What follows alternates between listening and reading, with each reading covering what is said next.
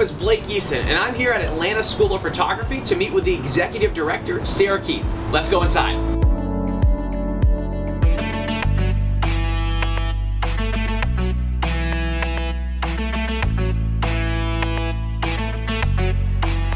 Hey, we're here at Atlanta School of Photography with the Executive Director, Sarah Keith. Sarah, thank you for taking time out to chat with us today about the incredible things that you're doing here. But before we can understand what this place is, I think you got to take us back. Where did your passion for photography even begin? Oh man, so way back when I was a little kid, my grandpa always tried to get me and my brothers into the arts. Okay. And so I was the first one to kind of like grab on and grasp on to Right. anything that he'd throw at us, whether it was like charcoals, painting, pastels, a whole bunch of stuff. But at some point, we started photography, and he was always really into digital photography because it was just starting at the time in Okay. like the late 90s, early 2000s. And the first digital camera that he ever bought me took a floppy disk that held 8 pictures.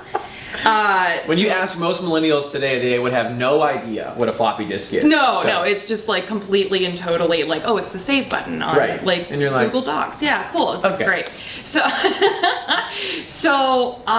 just kind of started to ignite my passion for photography from an early age, and Okay. having my grandpa there to help me and sort of guide me through it was a huge benefit. And I started to do photography through high school and the AP art classes. And eventually, before I knew it, I had a scholarship to the Savannah College of Art and Design in Savannah. So Wow. I got my degree in photography and a minor in film and television. Right. And at the same time, as you're passionate about photography, you're equally as passionate about animal rescue. Where does Oh, that yeah. even come from? Yeah, I have always loved animals since I was a kid. I Right. don't know exactly where it came from, but when I was in college, one of the first projects that I did in my film minor was a documentary. Okay. And it was on the End Dog Fighting campaign that they actually did here in Atlanta. Wow. Back in 2010, Mm-hmm. it would have been. And so I would travel back and forth between Savannah and Atlanta to get footage of the Humane Society's End Dog Fighting campaign, which was Goodness. a really, really amazing project that I wanted to have the opportunity to capture. Right. And before we get to kind of what you're doing in that space Sure. nowadays, I want to know about this space right here, Atlanta School of Photography. I mean, how did you come to open this space? Tell me more about it. Yeah, it was kind of crazy. So back in beginning of 2017, I was still working for Showcase, still Okay. teaching for this used to be the Showcase School of Photography, and it was owned in conjunction with the Showcase store, Showcase Photo and Video, and they had been here in Atlanta staples of the photography community for 30 years. And then unfortunately, as we started to see with a lot of other photography businesses in the area, they had to shut their doors at the beginning of 2017. And they said, well, unfortunately, we have to close the school as well. And I was like, I really don't want that to happen. So Right. I was like, I was working there, all my friends were working there. It really would have been one of the few places left in Atlanta as like a brick and mortar photography staple, and I didn't want to lose that in the community. Totally. So I said, okay, how can I keep this running? How can I keep this together? And they said, okay, if you can get it together in a couple of weeks, Wow. get us the rent, and spent way more time at City Hall than I ever thought I would in a million years, and just fast tracked everything. And then a couple weeks later, we opened the school back up. I mean, take me back to the moment you're faced with the decision to step in as the executive director and save this place for all the creatives here in Atlanta. What's going through your mind at the time? Are you nervous? Are you scared? Are you excited? What's happening? It was happening too fast to Right. get nervous. Yep. So it was like, just go, go, go, go, go. This is the next thing that Right. needs to happen. This is the next thing. I need to talk to this person. I need to get this form.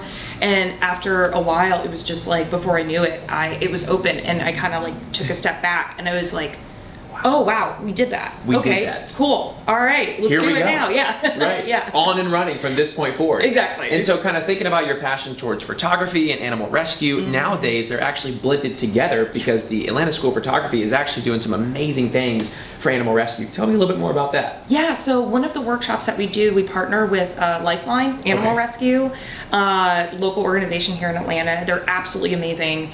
And we have a workshop with them. It is a pet photography workshop. And so we hope to make situations like that a win-win-win. Right. For the school, for the organization, and our students. Totally. So the workshop that we do, we teach our students how to do pet photography. So they can sort of expand that, whether it's for their own like personal photography or if they want to start it up as their business. They develop those skills. And then for Lifeline, half of the registration fee goes to them as a donation. Wow. And then any of the pictures that our students take, they also get. Wow. And we send them those images so they can use those for the adoption profiles, for their social media.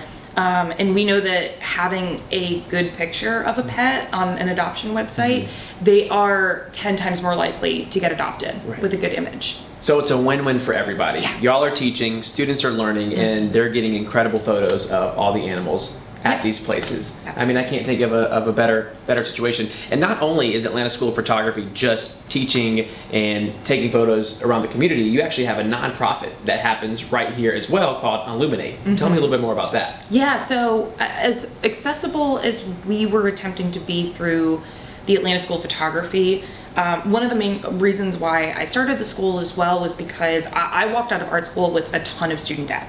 Just a ton of student debt. Right. And I didn't think that it was necessary for people to have an education in photography and have to go into a mound of student debt. Or have to go into a collegiate environment to be able to learn what they wanted to learn out of photography. And at the time, there wasn't really a in-between in terms of like between YouTube and college. So we wanted to kind of fill that gap, that niche in between.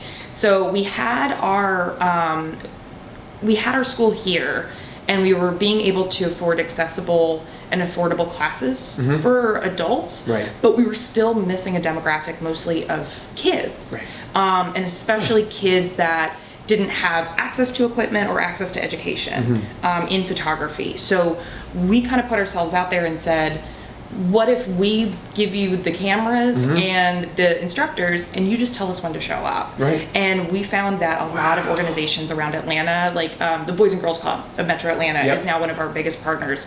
And it is really, really cool. So we're teaching photography to kids, mostly in underserved communities across the Atlanta area. And what's the kids' response to this when they get a chance to hold a camera for the very first time? Because like you said, some of these kids may not be able to afford those cameras, and here you guys are stepping in to fill that void. Tell me a little bit more about that. Yeah, it's like the coolest thing. That makes me so happy when I get to be able to see a kid be able to realize that a camera can be more than just, oh, well, let me take a picture so I can remember this. That's how I feel like most people see a camera, but kids have the ability to realize that it can be a method of translation. So however they're feeling and the experiences that they're having in their lives, whether they're like 8 years old or 18, they can actually translate those thoughts and process those emotions through the camera, which is how I learned and how I got into photography.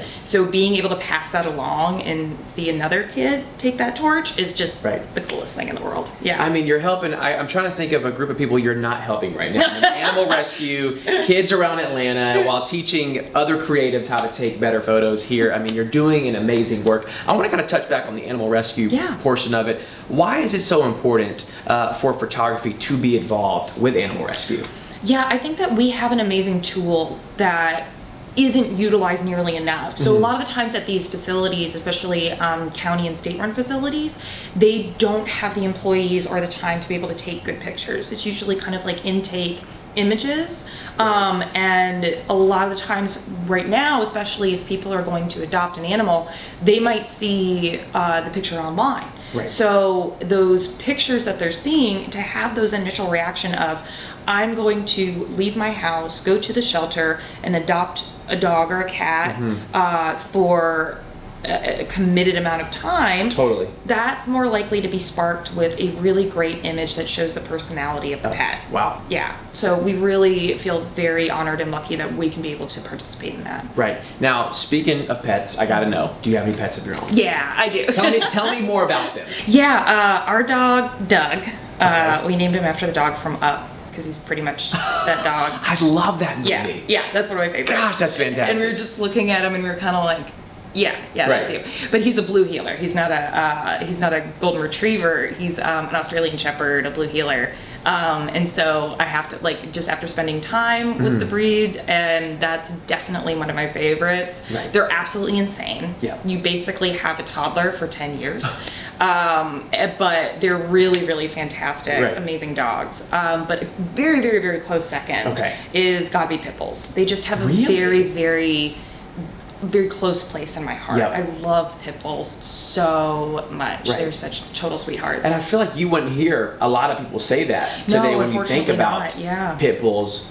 Why is it your favorite? And what's one thing you've learned about pit bulls as you begin to spend more time with them? Yeah, so having done the documentary on the End Dogfighting campaign that was here in Atlanta in 2010, started to learn and divulge a lot more about the breed and how terribly misunderstood they can really, really be. Wow. And just goes to show that any dog in the wrong hands can be not so great as they turn out, and it's never the dog's fault. It's always the owner or the person's fault. So when pit bulls are allowed to thrive and be great dogs, as they almost always are, they're just the most lovable, giant snuggle bears with big block heads and big smiles. And I love them so much. Right. They're amazing with kids. They love people. They're just one of my favorite breeds of dogs because it's really unfortunate that they're terribly misunderstood, but I can bet if you honestly like take the second and think back to Right. dogs that you've met in your past, a good chunk of the ones that run up to you with a smile in their face, probably had been a pit bull. Wow. Yeah. I think it's so cool to hear your journey and story with interacting with pit bulls. What's one thing you wish people at home should know about pit bulls that they might not know already? And how could you encourage them to interact with pit bulls moving forward? Yeah, so I think that a lot of people would find it really interesting that pit bulls actually were our World War I into mascot for the military. Huh. Yeah. Did not know that. The most decorated war dog is a pit bull called Sergeant Stubby. Wow. Yeah. They would take them on missions, and they would have posters of like pit bulls wearing sort of American Yeah. flag bandanas, and they really were our mascot for the military through both World Wars. That is so interesting. And so there's no reason to be afraid of them or scared of them. At the end of the day, they just want somebody to be their friend, just like any other dog. Would Just you like agree? any other dog. They're great. They're amazing animals. Love that. Well, Sarah, thank you so much for taking time out of your day to chat with us about the amazing things you're doing here at the Atlanta School of Photography. Really, really appreciate it. And before we leave, how can viewers stay connected with all that you're doing here? Yeah, so you can check us out. We're at atlschooloffphoto.com or on social media, just Atlanta School of Photography. There it is. You heard it first, right here.